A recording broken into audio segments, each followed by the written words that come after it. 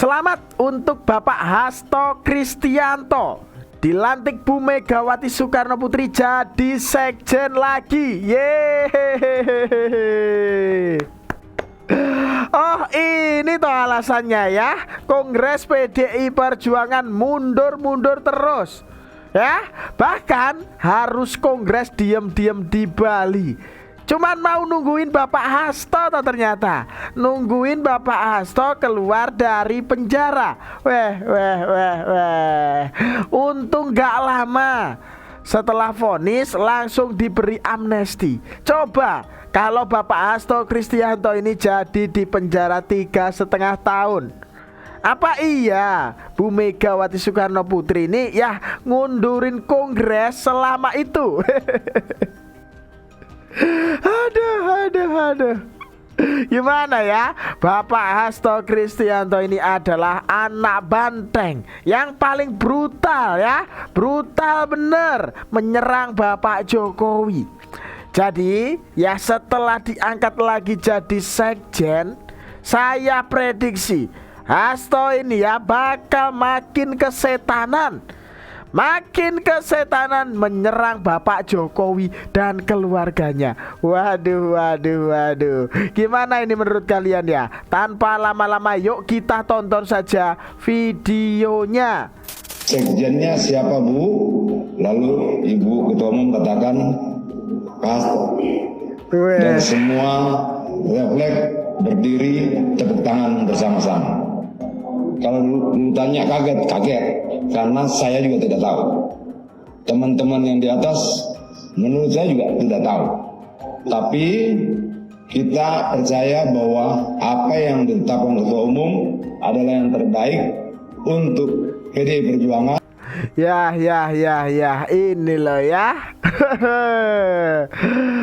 Ada salah satu kader dari PDI Perjuangan, ada Bang Adian Napitupulu ya, yang bercerita Ketua Umum PDI Perjuangan Bu Megawati Soekarno Putri kembali melantik Hasto Kristianto sebagai sekjen PDI Perjuangan ya pada hari Kamis 14 Agustus 2025 kemarin.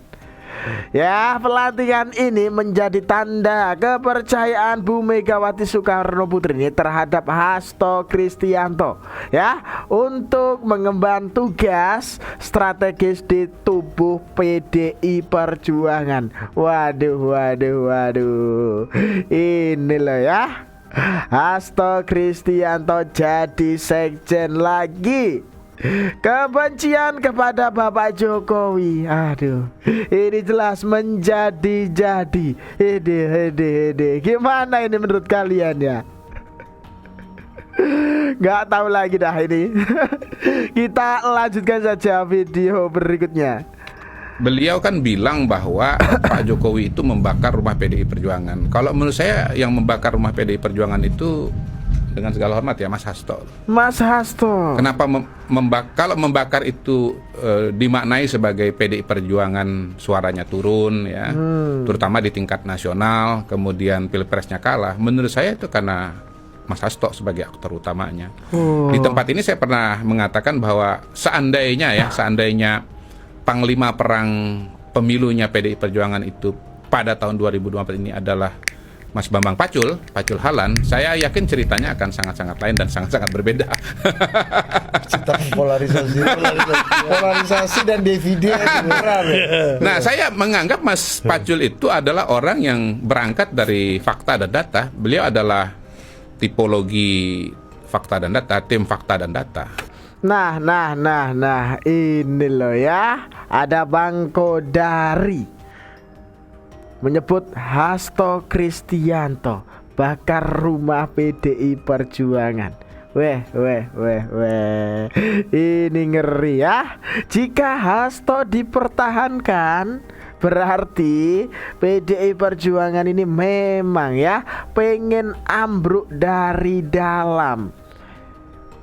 Gimana ini menurut kalian ya? Sekjen PDI Perjuangan Hasto lagi, ketua umumnya ya Mega lagi. Weh. Gimana ini menurut kalian ya? Tahu sendiri kan, Hasto Kristianto itu benci bener kepada Bapak Jokowi. Ya kalau menjadi sekjen lagi ini, waduh, ini bisa menjadi nih bencinya kepada Bapak Jokowi ini Hasto ya. Wah. Gimana ini menurut kalian ya? Coba tulis pendapat kalian di kolom komentar dan kita lanjutkan saja video berikutnya. Pernyataan dari seorang sekjen PDI Perjuangan yang notabene ketika berbicara pasti mewakili institusinya, menyerang Pak Jokowi, menyerang sistem pemilu di Indonesia, tapi menggunakan argumentasi yang datanya adalah hoax. Iya. Kacau, Bang. Kacau. Kalau ada istilah bahwa pemilu sekarang ini brutal, Bang, saya mau bilang, ya sekarang ini baru ada sekjen brutal. Ya, ini lagi ada Bang Godari ya menyebut ya Hasto Kristianto ini brutal ya, menyerang Bapak Jokowi. Jadi sekjen lagi ini makin brutal menyerang Bapak Jokowi. Weh. Ini loh ya, gimana ini? Hah? Nggak tahu lagi dah ini cara pemikiran dari Bu Megawati Soekarno Putri itu apa, nggak tahu ini. Kita lanjutkan saja lah ya video berikutnya. Dalam video ini, Pak Hasto itu mengatakan bahwa Pak Jokowi adalah dalang dari pelemahan KPK dan menggunakan dana 3 juta US dollar untuk memuluskan undang-undang KPK ini meskipun tanpa bukti katanya. Gini Pak, kita pakai logika yang paling mudah saja ya. Emang Bapak itu selama ini aman-aman saja, nggak ditangkap sama KPK, itu karena apa Pak? Karena Bapak nggak bersalah? Bukan, tapi karena KPK-nya lemah Pak. KPK yang ketuanya ini, yang teman dekat Bapak kan, yang waktu pencalonan itu sangat kontroversi ya Pak ya, karena kan memang track recordnya Firly Bahuri ini buruk sekali Pak. Iya, terus Pak waktu itu kan ada dugaan bahwasanya ada operasi senyap atau kesepakatan di antara anggota DPR Komisi 3. Tapi itu dibantah sama siapa? Sama kader Banteng dong tentunya. Jadi siapa ya yang menggunakan 3 juta US dollar untuk memuluskan undang-undang KPK ini? 50 miliar ya itu ya, 3 juta US dollar ya. Nah ini loh ya, Hasto Kristianto, tukang sebar hoax ya, berita bohong. Tuduh Bapak Jokowi gelontorkan ya 3 juta dolar lemahkan KPK, untuk lemahkan KPK. Tapi sebenarnya PDI Perjuangan lah ya yang setir KPK. Ini tadi buktinya. Waduh. Ini gimana ini menurut kalian ya? Kok suka banget sih mencari kambing hitam ini Hasto Kristianto? Hah? Bapak Jokowi yang disalahkan pokoknya.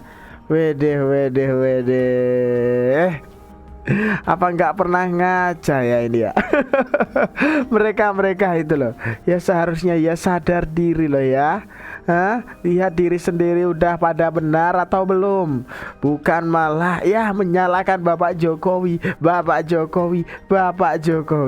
Aduh. Gimana ini menurut kalian ya? Kita lanjutkan saja video berikutnya. Tapi begini Pak, terlepas dari segala persoalan itu semua ya, saya mendengar juga bahwa masalah terjadinya di kasus Harun Masiku ini katanya ada kaitan dengan satu kasus. Ini bukan BLBI ya Mas? Ya, sayangnya iya.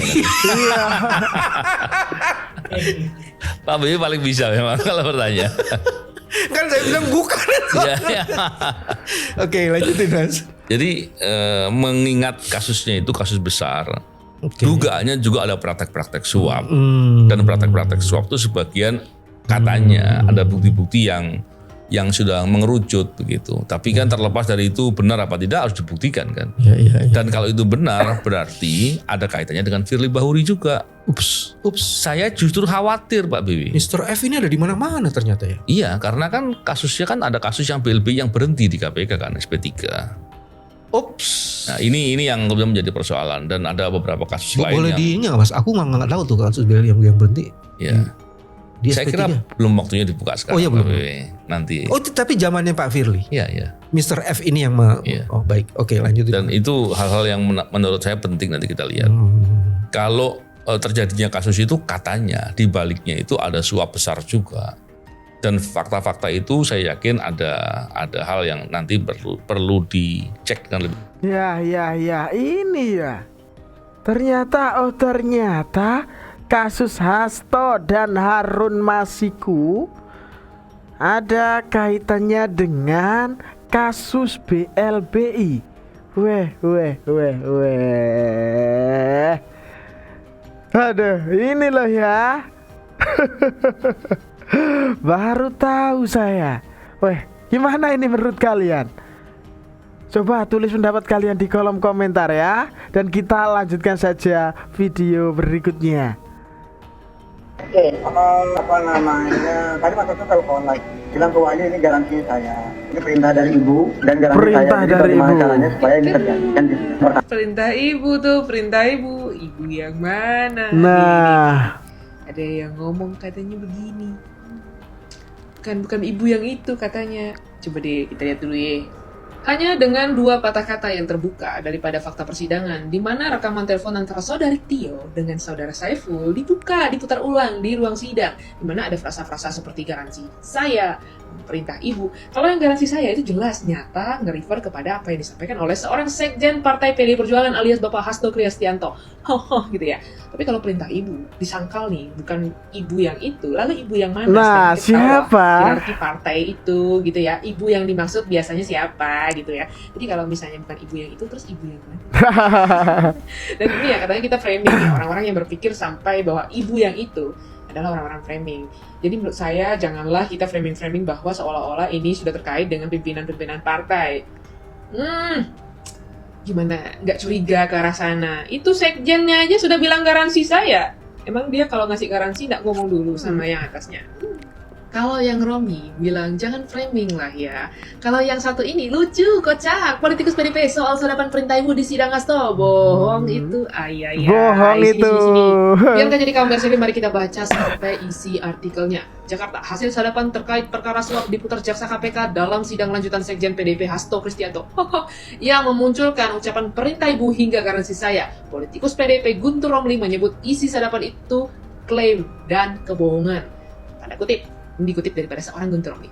Itu hanya klaim, itu bohong dengan mengatasnamakan Sekjen PDI Perjuangan. Dalam sidang kemarin, Agustiani Tio juga menjelaskan bahwa Saiful Bahri memang sering menyebut nama Sekjen, kata Guntur Romli saat dikonfirmasi Jumat 25 bulan 4 2025. Ucapan itu muncul dari sadapan rekaman telepon antara mantan anggota Bawaslu RI, Agustiani Tio Fridelina, dengan mantan kader PDIP, Saiful Bahri. Kedua orang itu sudah diadili dalam perkara ini sebelumnya dan kasusnya sudah berkekuatan hukum tetap. Dipikir lo pakai logika ya. Itu rekaman telepon antara orang yang sudah diadili ya. 2 orang yang udah dinyatakan bersalah, ya kan? Terus bohongnya gimana? Mereka aja udah dibuktikan itu bersalah, berarti otomatis apa yang disampaikan dalam rekaman telepon itu adalah salah satu bukti yang berhasil memvonis mereka. Ya kalau memang berarti ada nyangkut-nyangkut garansi saya dengan perintah ibu, ya bohongnya bohong di mana gitu ya, coba pikir aja gitu. Dan kalau misalnya mau ngelak-ngelak masalah perintah ibu dan bukan ibu yang itu seperti kata yang satunya lagi, framing, ya coba dong maksudnya ibu yang mana sih? Ya ini loh ya, memang muncul ya perintah ibu di sidang Hasto ya, kasus suap Hasto itu. Ibu yang mana ayo? Biasanya kalau ibu itu maksudnya yang itu kan? Aduh, gimana ini menurut kalian ya? Kita lanjutkan saja video berikutnya. Pembicaraan antara Nur Hasan dengan Harun Masiku terkait dengan Bapak sudah dipahami baik oleh Nur Hasan maupun Harun Masiku. Saat Harun Masiku menanyakan, Bapak di mana atau Bapak suruh kemana, maka Nur Hasan tanpa menanyakan siapa Bapak yang dimaksud Harun Masiku di antara 28 orang laki-laki yang ada di DPP, langsung memahami dengan menjawab, Bapak lagi di luar. Perintahnya Pak Harun suruh standby di DPP. Weh, bukan cuma muncul perintah ibu, ya, muncul juga inisial bapak. Dan ini jaksa bongkar ya inisial bapak. Ternyata adalah Hasto Kristianto sendiri. Weh. Gimana ini menurut kalian ya? Orang seperti ini kok dijadikan sekjen lagi ya? Weh. Pasca wawancara tersebut, tekanan terhadap saya semakin meningkat. Terlebih pada periode 4-15 Desember 2024 menjelang pemecatan Bapak Jokowi oleh DPP PD Perjuangan setelah mendapat laporan dari Badan Kehormatan Partai.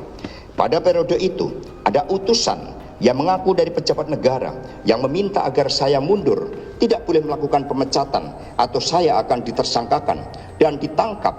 Dan akhirnya pada tanggal 24 Desember 2024, yakni 1 minggu setelah pemecatan para ketua partai, pada pagi harinya dibocorkan terlebih dahulu ke media, dan pada sore menjelang malam saya ditetapkan sebagai tersangka bertepatan dengan malam Natal, ketika kami sedang merencanakan ibadah misa Natal setelah hampir 5 tahun tidak bisa merayakan Natal bersama keluarga secara lengkap.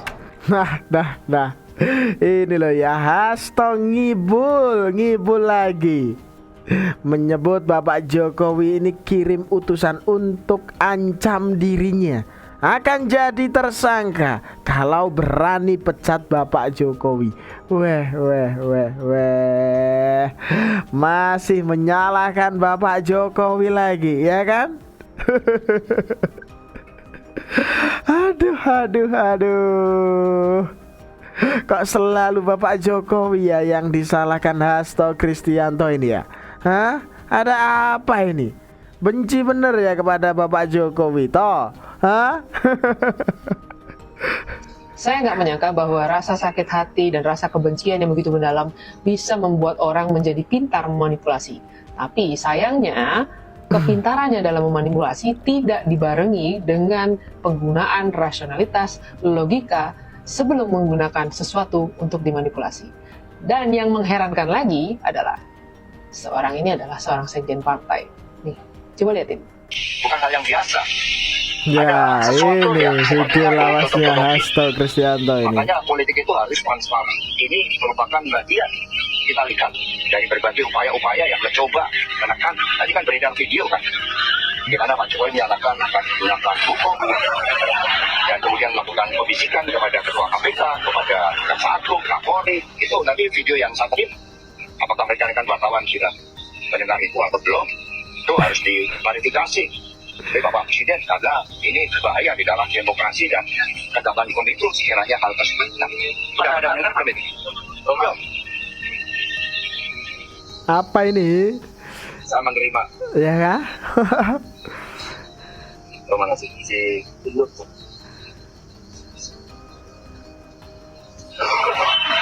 Tapi kamarnya nggak usah ya. Yang bikin saya sendiri. Lewat cara saya. Bisa lewat KPK. Ini pidato Bapak Jokowi kemarin ya. Polri bisa lewat kejaksaan, akan saya bisikin aja. Di sana ada yang main-main. Masa saya mau ngikut sendiri kan kamu? Nah ini kan sesuatu yang menurut saya kurang bijak. Nah, sehingga saudara-saudara sekalian, mengapa ini saya sampaikan, karena ini hari kemerdekaan kita. Nah seharusnya dengan kemerdekaan itu setiap orang bebas dan bertanggung jawab di dalam menyampaikan pendapatnya, tetapi harus dalam koridor hukum, koridor kepentingan nasional. Aduh Pak Hasto, masa baru dapat rekaman video? Iya, Pak Hasto sendiri mencek kapan itu terjadi, kapan itu disampaikan. Udah main nyampaikan aja ke media, terus menggiring opini, membuat opini sendiri, memanipulasi bukti yang ada. Aduh, nih, saya bantuin nih kasih tahu. Nih, video tahun berapa nih? Kalau masih ada yang main-main, sekali lagi, yang gigit saya sendiri. Nah, Lewat cara saya, bisa lewat KPK,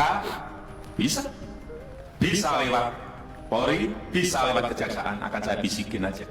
Di sana ada yang main-main. TNI harus dimanfaatkan. ini loh ya. Heran, tapi Pak Hasto lagi. Aduh, gini deh. Itu rekaman suara yang disampaikan Pak Hasto kepada awak media. Itu adalah rekaman suara yang dipotong dari sebuah video yang di live stream bahkan ketika Pak Jokowi bicara di pembukaan Rakornas apalah di 2019.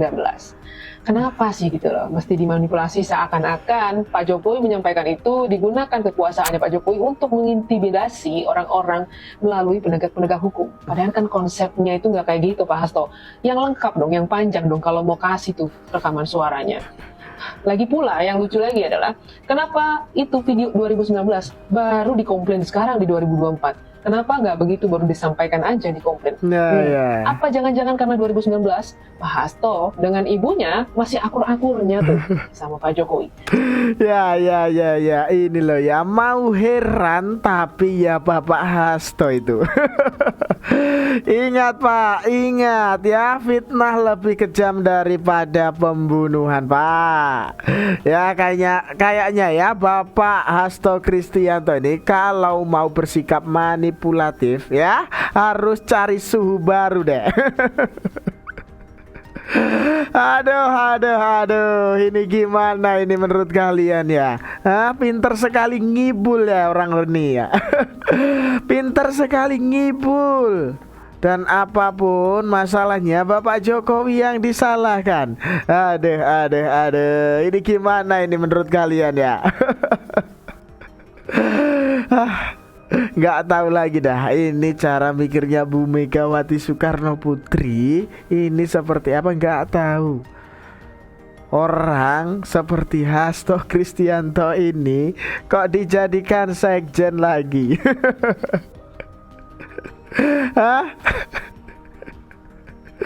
Ya kan tahu sendiri Bapak Hasto Kristianto ini adalah anak banteng yang paling brutal menyerang Bapak Jokowi.